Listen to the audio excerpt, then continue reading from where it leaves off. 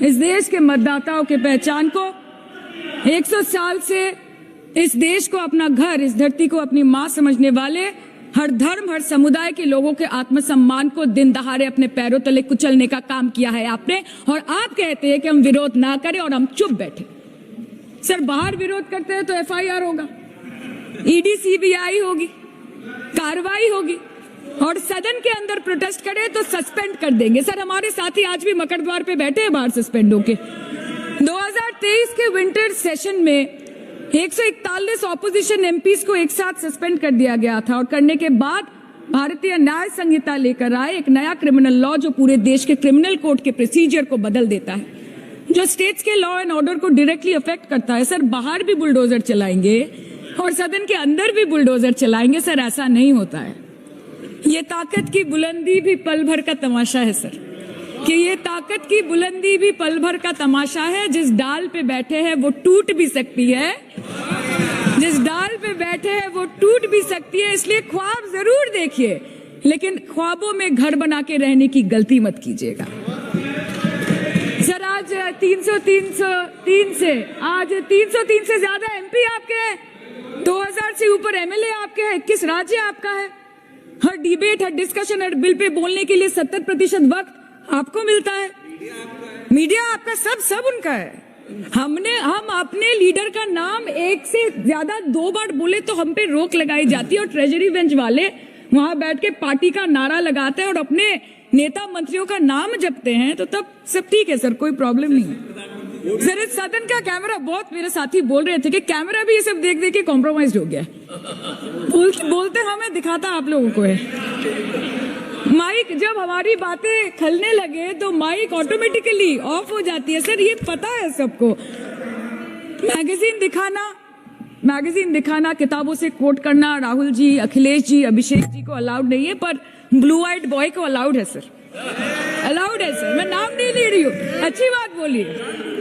आप सही कहते हैं सर कि देश देख रहा है, देश सच में देख रहा है कि कैसे ऑपोजिशन आह भी करती है तो हो जाती है बदनाम, और वो कत्ल भी करते हैं तो चर्चा नहीं होता। और हम मानते हैं कि LOP का सलाहकार कोई नहीं है सर, परंतु प्रधानमंत्री जी का सलाहकार बनके उनको सदन में आने से रोक दिया ये कहकर कि महिला सांसदों से उनको खतरा है। सर, आपने तो हमको देशवासियों के सामने आतंकवादी बना दिया, और जबकि असली आतंकवादी इस देश में साइकिल चला के घुस जाते हैं और पैदल वापस चले जाते हैं, आप उनको रोक नहीं पाते। भारत पे चीन का आग्रासन आप रोक नहीं पाते। भारत किससे तेल खरीदेगा, कितने दिनों के अंदर खरीदेगा, किससे दोस्ती निभाएगा, किससे दुश्मनी बरकरार रखेगा, कोई और देश का राष्ट्रपति हमें ट्विटर पे आके लेक्चर देता है, इंस्ट्रक्शन देता है, आप उसको रोक नहीं सकते। और सदन में हम सांसदों को रोक के you feed on your ego. Sir, कृपया इतना भरोसा रखिए कि लड़ाई नीतियों की है, विचारों की है, आपके और हमारे परिवारों की नहीं, इस देश के लोगों के अधिकार की है। हाँ, लड़ते हैं हम आपसे, हम लड़ते हैं आपसे, संविधान हाथ में लेके लड़ते हैं, हाथ में हमारे तलवार नहीं है सर। और सर, ये देश के लोग समझ गए हैं कि आपको महत्वपूर्ण विषयों पर बात नहीं करनी है, महत्वपूर्ण विषयों पर बात नहीं करनी है सर, के ऊपर सरसा चल रहा है। सर, पार्लियामेंट्री प्रोसीजर मुद्दे पर भी आना कीजिए, शुरू कीजिए, मुद्दे पर आइए, ठीक है। बेरोजगारी पे चर्चा नहीं करनी है, हाँ जी, शिक्षा पे नहीं करनी है, स्वास्थ्य पे नहीं करनी है, बजट पे नहीं करनी है, प्रदूषण, SIR, डिफेंस, विदेश नीति, नेशनल सिक्योरिटी पे नहीं करनी है, एप्स्टीन फाइल्स पे नहीं करनी है। मुद्दा है स्पीकर्स का रिमूवल, उसके ऊपर बोलिएगा। सिर्फ वाह मोदी जी वाह करना है सर, कीजिए, पर आपसे विनती इतनी है कि डेमोक्रेसी को बचाइए, और कृपया इस सदन को किसी पार्टी का पार्टी ऑफिस मत बनने दीजिए सर, यही दरख्वास्त है। क्योंकि ये सदन जैसे हमारे आदरणीय प्रधानमंत्री के लिए मंदिर है, वैसे हमारे लिए भी मंदिर है, और गणतंत्र हमारी पूजा है, संविधान हमारी गीता है।